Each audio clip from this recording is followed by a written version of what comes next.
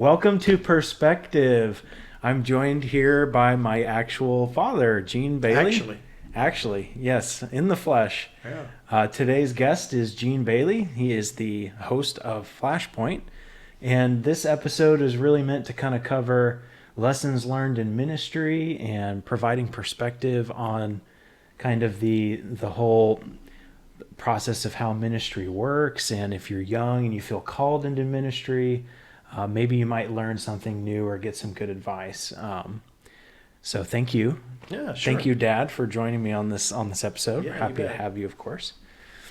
So for those that have heard of FlashPoint or the Victory Channel, they'll know Gene as the host of FlashPoint. It's been for over a year now that we've endured a deadly pandemic. You opened your church up about a year ago, a little bit earlier. Tell that story again about what happened. If you don't know about that, Victory Channel is a free television network where you can see all sorts of Christian programming and news in the spirit of faith. And Gene's program, FlashPoint, which is really where the prophetic and politics collide. It's a really encouraging, new, fresh take on really current events and what we're all kind of going through and experiencing and trying to make sense of the world currently. So where I'd kind of like to start is really like your experience in ministry. You've been in ministry for probably decades at this point. Yeah, this is 43. 43 years. Wow. So what kind and of... I'm only 40, so that's pretty amazing. Yeah. Wow. That's really impressive.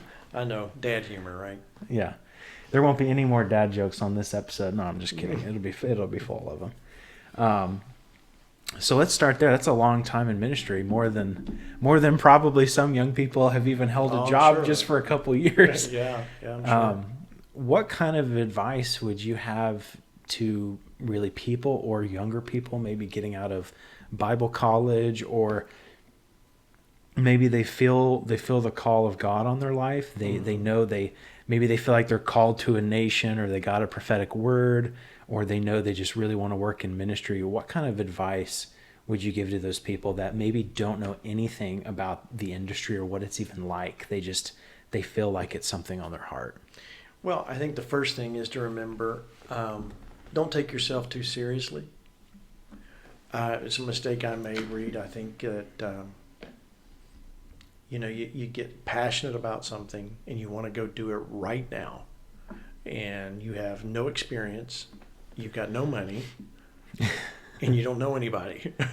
But you're supposed to go to Africa. And you don't have God's never on our timetable. And I really don't like that part.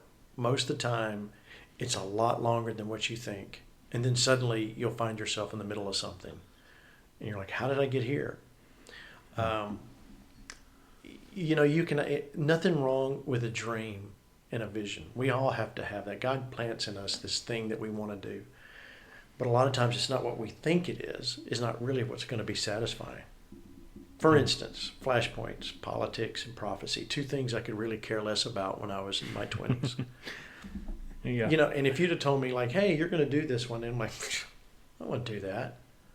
I want to be an actor. I wanted to do movies. I wanted to act. I wanted to do TV, and I wanted to produce stuff, which I did. And there's nothing wrong with any of those things. But when you have a vision or you have a calling, almost the first thing you have to do is put it back on the altar. Because if you're not, it becomes your idol, becomes something you worship. Because let's say you're supposed to be an evangelist or a preacher or something, and God's called you to do that. I'm not saying give up on your dream, but I'm saying you got to lay that on the altar. And by laying that on the altar, what I'm saying is you got to say, okay, God, I don't know how that's going to happen. You got one of two choices. One is I can make it happen, or I can let you do it. Now everybody's going to say, well, of course, let God do it. Well, yeah, that's right. But again, God's timetable isn't what our timetable is. And it usually happens the way we don't think it's going to happen. It never makes sense. It never makes logical sense the way God works something out. It just doesn't. But why? I don't know. Well, I do know some reason. Sometimes I think it's so that we can look back and go, oh, that was God, because I didn't know it. I had no idea. Or there's no way that could There's have no way possibly that could have. had to be a God appointment or divine Yeah. intervention. Well, let's take or, FlashPoint since you brought that up. I mean, that was I had these couple of friends, Lance Wallnow and Hank Kuhneman, that are two different. They're really not, but they kind of come from two different sides of the track in ministry. One's operates heavily in the prophetic, and one operates heavily in. He does operate in the prophetic, but he's not known for that. He's known for operating in politics and what's going on, and he's a brilliant mind, Lance Wallnow. So I'm like, these two are my friends. I'd love to get them together. So I was given the task, hey, do this program. You need to add something. So I came up with a name, and I told the producer that was working for me, because I'm in charge, I could do that. I said, hey, this is the name. Let's do it tomorrow night. So that was on a Wednesday, and so we had an editor whip together and open, and then we went on the air.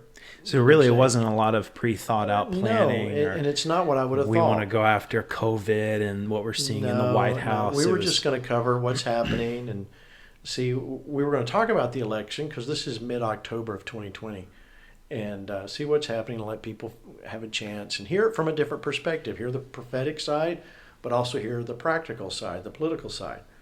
Well, it almost immediately exploded into a great following, and we were like, wait a minute, because we can track the numbers of people watching, and you kind of just watching it on Facebook, going, wow, these people are all watching.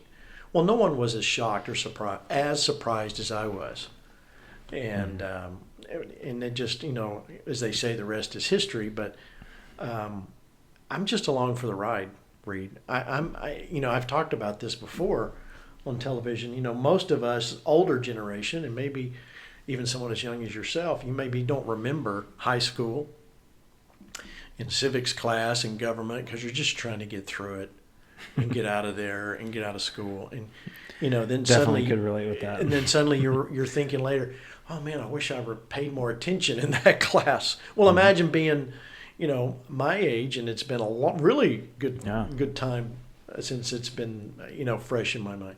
So, it pushed me to go find out more and go do some research. But I think you gotta lay it back on the altar. And I do that every day. And, if I think about what I'm doing and how many people are watching, and, hey, this is, somebody really high up in politics, it kind of freaks you out and kind of gets inside your head. And that's when you screw up.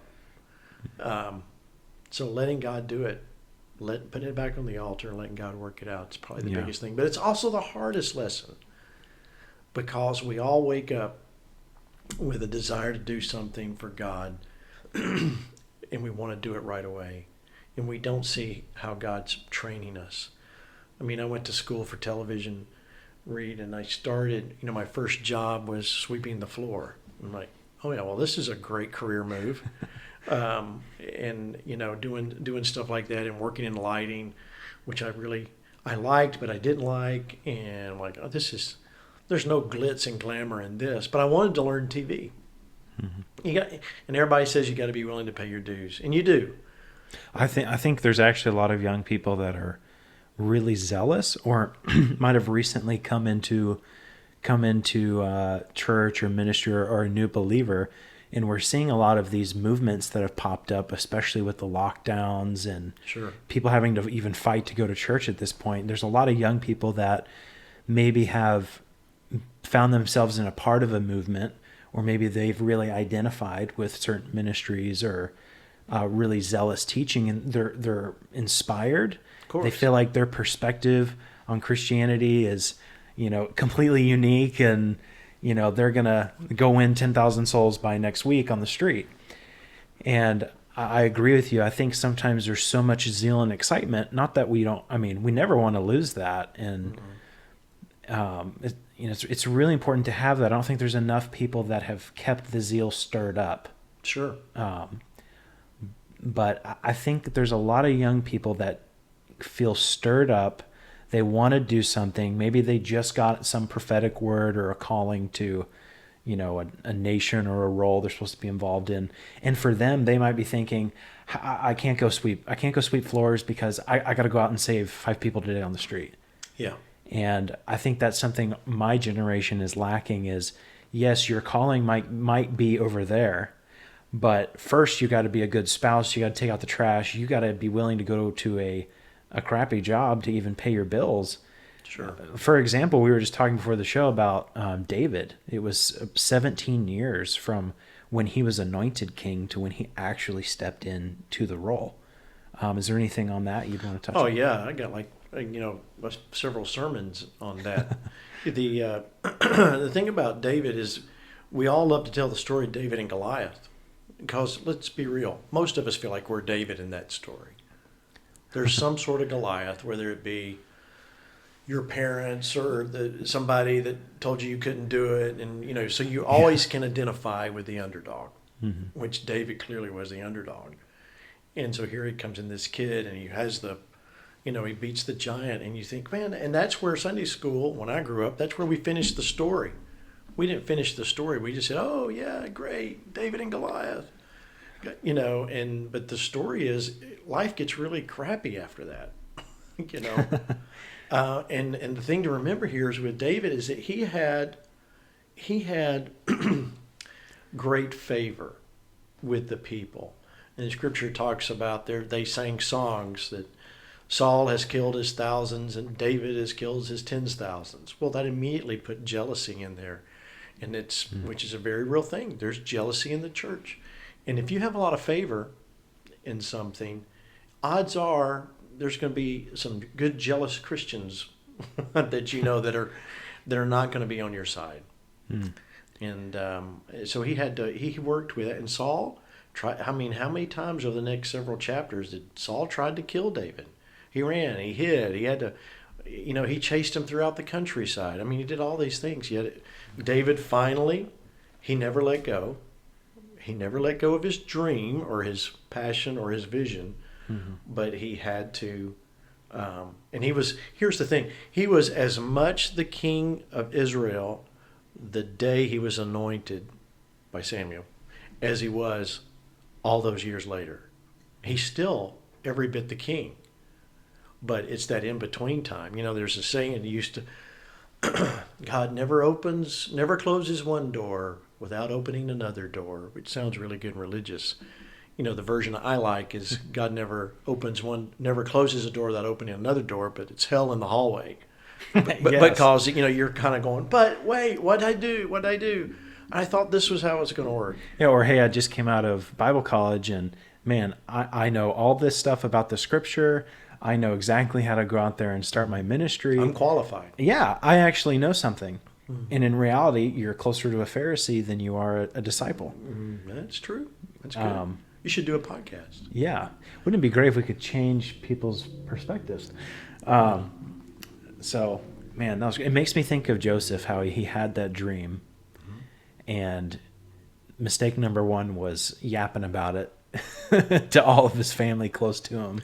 Yeah. I think we all might know people at some point in our life that have made that mistake of, talking too much. A similar, yeah. So I guess I would kind of turn my next question into,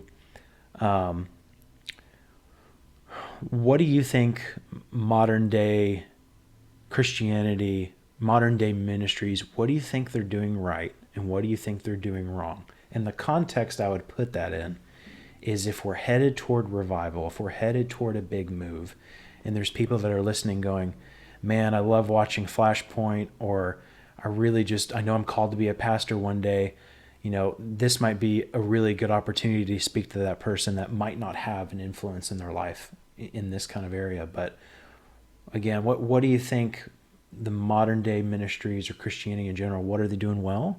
What are they not doing well in the context of if we're really headed for a big revival next? Well, there's a lot in that question. Let's take what we're doing right here.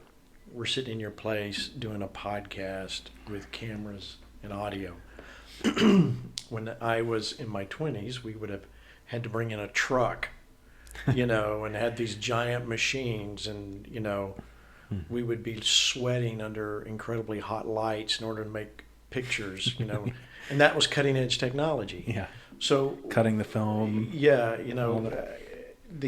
what the church is doing right is they're taking advantage of technology, just like you're doing. You're doing something that you're doing what you can do where you're at right now. Now, a little side trip on that. I'm sure there's a lot you want to change with this setup right here. You'd like to do some this, and this, and we get the paralysis of analysis, where we won't do anything because we're waiting to get everything just right and get perfect. That's good. That's good. And when we get perfect, then we'll start. Well, no. You've got to get rolling. God can turn you. God can move something that's moving, but He can't shape something that's not moving. So don't try and outthink it and try and get everything just perfect, because that probably won't be the podcast or the program that's really going to be successful anyway. People will tell you what works. In answer back to your question, what we're doing right, yes, we're using technology. What we're doing wrong, if I can speak to that, is that we're expecting revival to come in the way it's always come. And so in recent years, because I study revivals and fans of all that and all what God's done, and which is wonderful. But I think what we're all looking for, when I say all, I mean people that are believers, we're all waiting for a repeat of June 15th, 1995, when this great outpouring happened in Pensacola at Brownsville Assembly of God with Steve Hill and John Kilpatrick. Well, that may happen, but odds are that's not, God never does it the same way twice. Now think about this. That was the last great outpouring that in America that we can really point to in a big way. There's been other things since then. But if there had been internet in a big way, and it would have been televised, how would that have changed that revival? I bet you a lot of people would not have made the trek to the meeting because they could have watched it on TV or watched it on the internet. They would have been, oh, wow, that's cool. It still would have been a success. My point in all that is, for the time that you're in, don't expect it to always happen a certain way, because however you think it's going to happen is not how it's going to work. The second thing, God doesn't like to be put in boxes. No. I found out. Yeah, He doesn't like to be put in a box. And at the same time, you're not going to have all the answers. And we have this tendency to believe, especially out of Bible college, well, this is going to be great. I'm going to have a incredible encounter and meet my wife. She's going to fall at my feet and want to serve with me, and she can play the piano and sing, and we're going to be a perfect match because it's my faith project. We're going to immediately go into ministry. Yeah. And we're going to have an Instagram, and everything's going to look perfect. And that's just not the case. The truth is, you got to start. Revival is always messy. I say that a lot because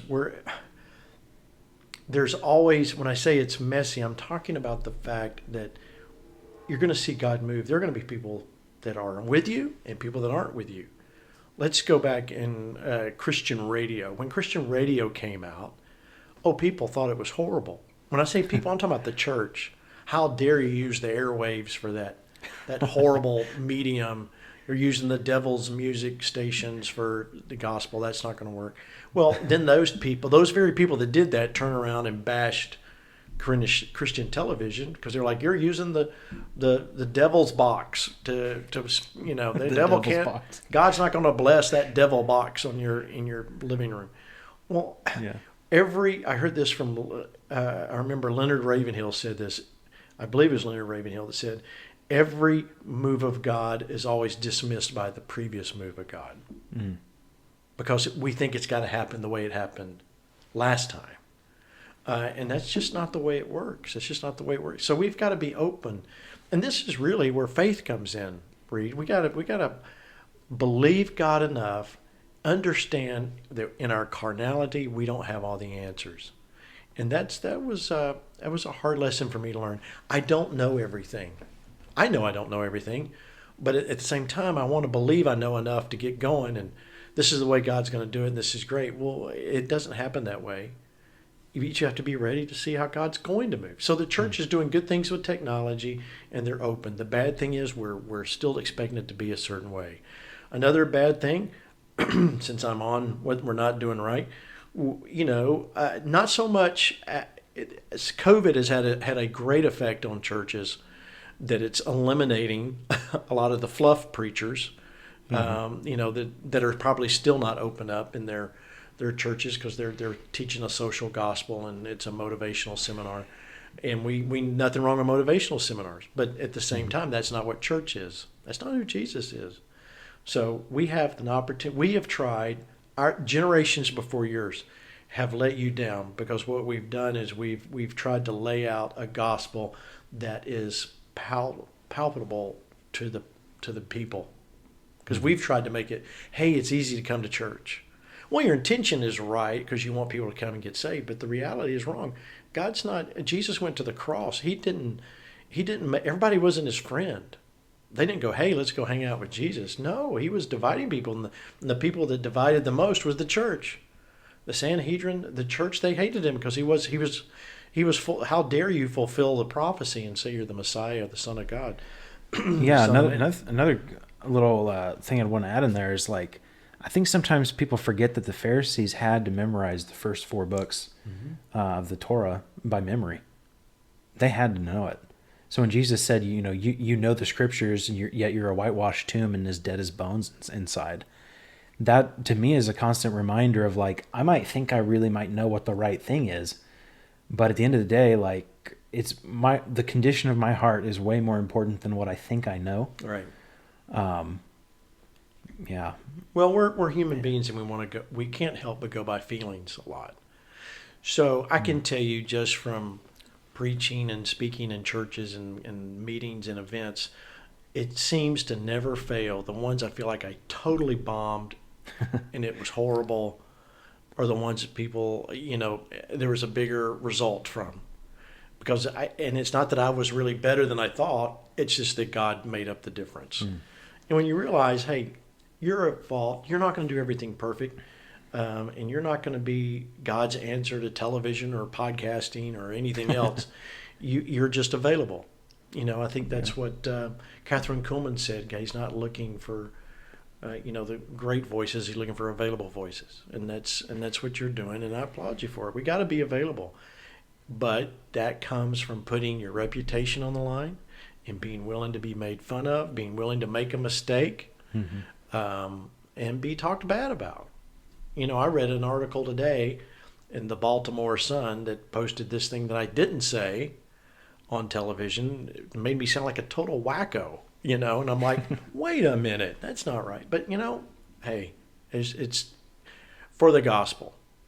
And that's why we're here. I don't really need their approval. And that is the trap. We all want approval. We all want to know we did a good job. Right? I think that's a misconception that a lot of people have about ministry, or hey, I've been a believer for 10 years, 20 years, or maybe a few months or so, thinking that everything is just going to be sunshine and rainbows, and I'm going to feel like Jesus walking around with people all day. And you had mentioned earlier that revival doesn't look like what we expect it to, and it's typically different every time. True. And that typically what's dismissed is sometimes how God moves. I would point to even Kanye West and Justin Bieber currently. No one really expected them to kind of rise up out of nowhere and suddenly get the word of Jesus out. Not that Bieber or Kanye are the shining example of what a believer looks like, but it made me think, only God could take someone like Kanye and spread the gospel better than the church. Yeah. For a short period of time there while he was kind of highlighted. Yeah, before COVID. Yeah, absolutely. So what I would turn that question into is, what do you think we're dismissing now? Or maybe we're not giving credit to now that could be God moving? Well, it's a couple things. Number one, I think we dismiss the simplicity of the gospel.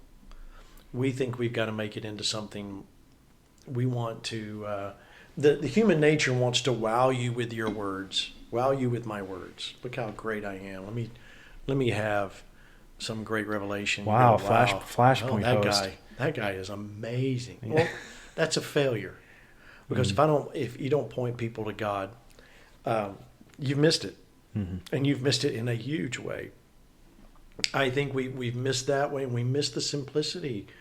Reed, I think the older I get and the more I know, the less I'm convinced I know anything. Because you have all of these preconceived, and I don't know where preconceived ideas come from. Some come from through experience and what you've heard and through your life. But the reality is, we gotta let the gospel do the work. The gospel is the message, is simplicity, and Jesus came. Luke 19:10, the Son of Man came to seek and to save that which was lost. That's really it. And I don't know why we make such a big kind of deal about trying to gloss it up or make it kind of trick you into getting saved or something. It's like, no, man. It's through the foolishness of preaching, men's hearts are saved. And no one comes through the Father except the Spirit draws them. The Holy Spirit's going to do his part.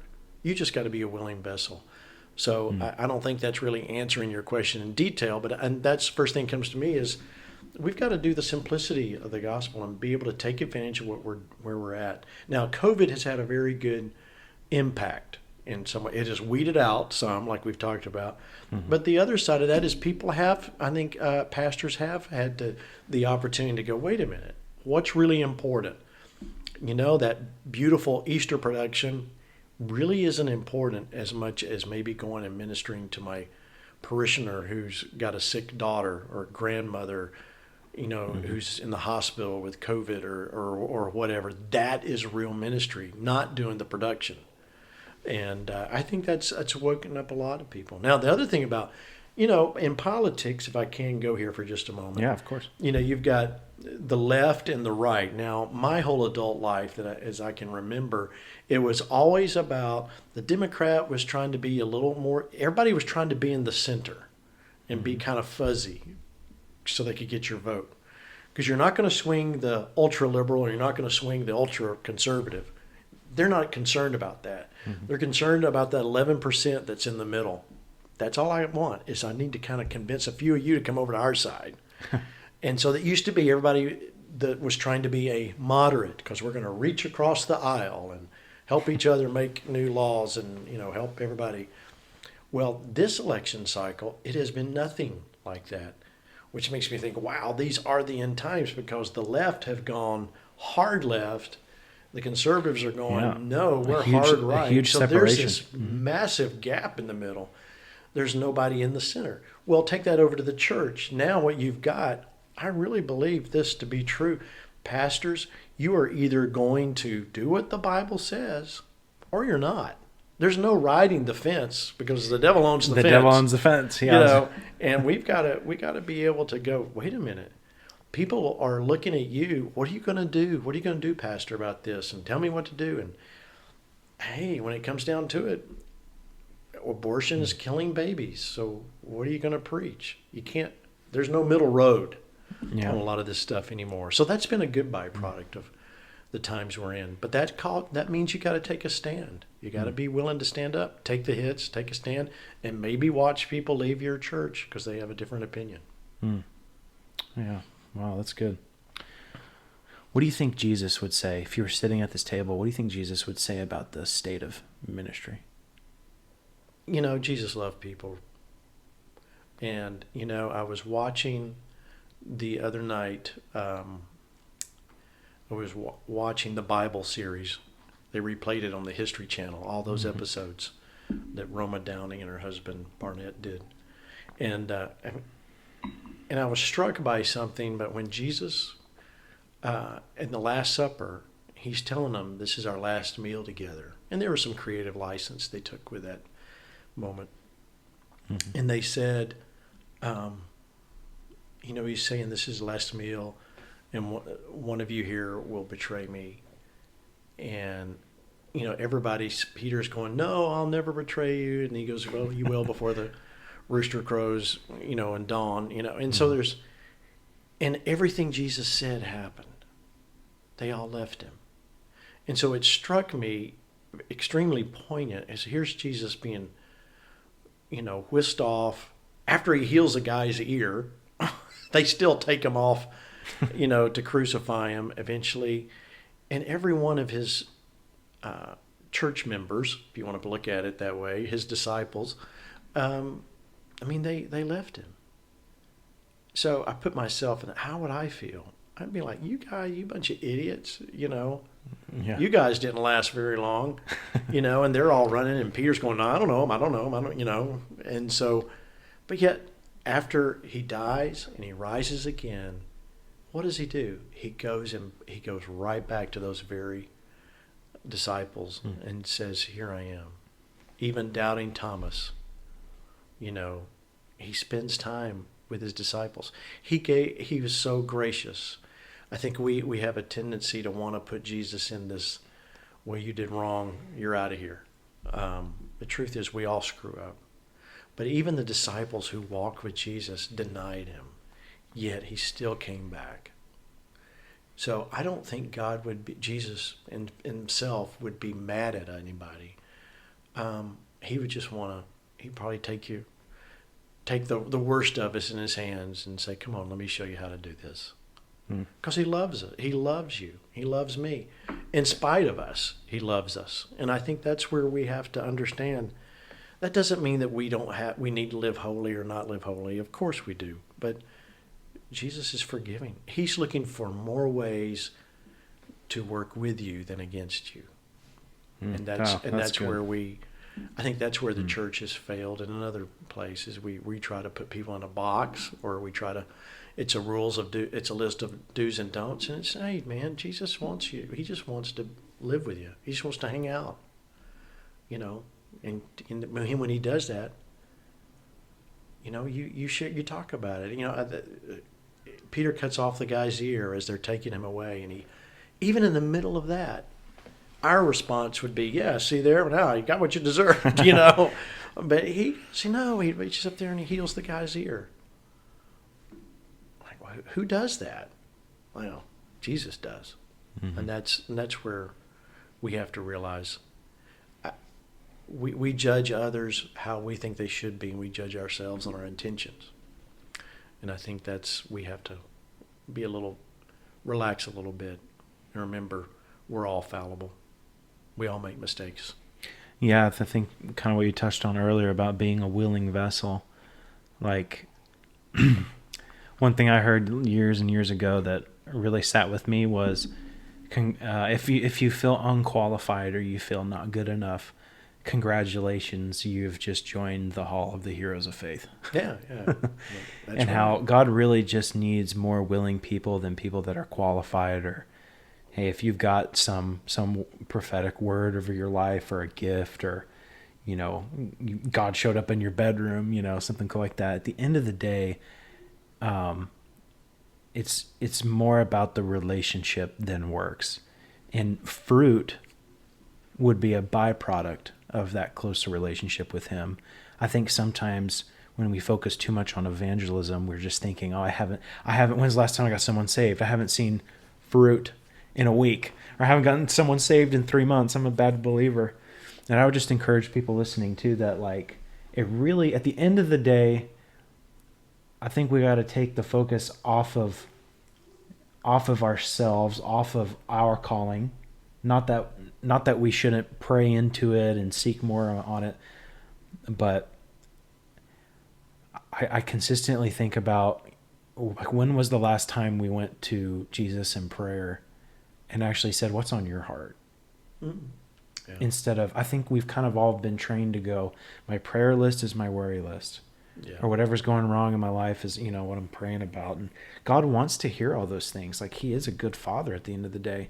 But even in my own life, when I went to a conference and went out and prayed for people, I was the most quiet, introverted person in my family. And I come back from this conference, with all these stories of, man, all I did was go with a group of people and just, go out and pray for people, love on them. We weren't trying to get people saved. But what I learned from that was we ran into all of these people. Maybe one person turned us down. That was like, no, get away. But I was shocked how basically everybody was like, oh, please, I really need prayer. And I started seeing that a lot of these people we would run into in public were actually Christians or had gone to church. And they started asking questions like, man, what church are you with? Or what denomination are you with? And I get it, but I don't get it. And I'm just like, hey, we love Jesus, we're Christians. And what I learned from that was, even if I didn't do a good job praying for the person, if I got a prophetic picture wrong, they always felt touched, or I was still able to accomplish what the Holy Spirit was trying to do in that situation, Right. just by being willing. I mean, Sean Bowles has a story he shares a lot of a big actor in Hollywood he ran into in a Starbucks, and Sean had a wrong prophetic word for him. And he's like, hey, do you know, a John or something? He's like, no. He's like, oh, sorry. Sean starts to walk away going, oh God, I got it wrong. And this celebrity that he said everyone would know turned around and said, why would you ask me that? And Sean said, well, I'm practicing hearing the voice of God. And the celebrity said, oh, I've always wanted to meet somebody that said that they could hear God's voice. And this actor ended up getting saved in a Starbucks over a wrong word of knowledge. Wow. That's So cool. I would encourage people, like, don't be afraid to step out, no matter what job you're at, or no matter where you're at in ministry, or maybe you're in high school or you're studying in Bible college. It really doesn't matter. Like, the disciples were unqualified for a reason. Like, feeling unqualified means you're probably in good ground to be used if your heart's in the right place. True. And back to that story, like, it grieved my heart, because I saw all these people that had their day totally made by us.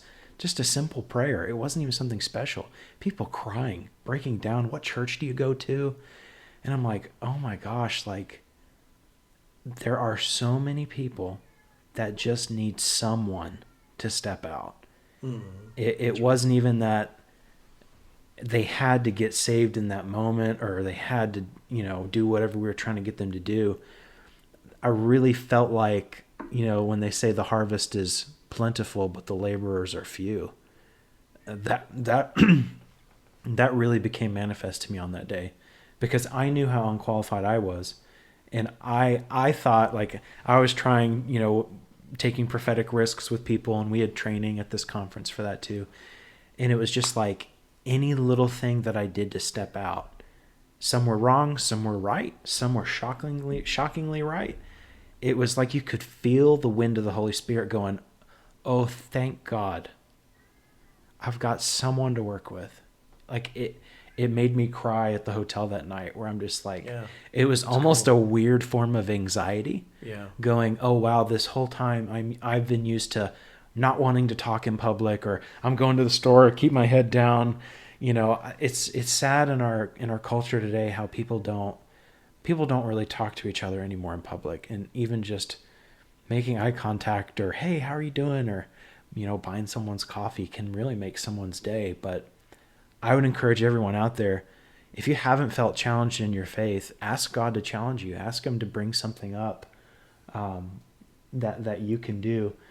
Because again, it's not what you do at the end of the day. It's not how much works you can do, but God will lead you down a farther path with him when you're walking together with him in this way. So I would just encourage everyone out there, if you've been feeling like you're supposed to talk to that coworker or that family member, or you haven't connected with the friend and God keeps bringing him back up in your mind, reach out, because I've experienced that firsthand. It was very, very saddening to see how it's like the grieving. I felt like the Holy Spirit was just like, thank God you're willing to do it.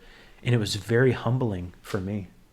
Very, very humbling for me. So it's not about what you know at the end of the day, but people will remember how you made them feel. Last question would be, is there anything that's on your heart that you feel like God's been speaking to you about that you feel like you would want to share, or any final words to all of our listeners out there? Yeah, and we've been kind of hitting on it, the whole program here. I think there's an urgency like never before, and I know I grew up my whole life hearing these are the last days.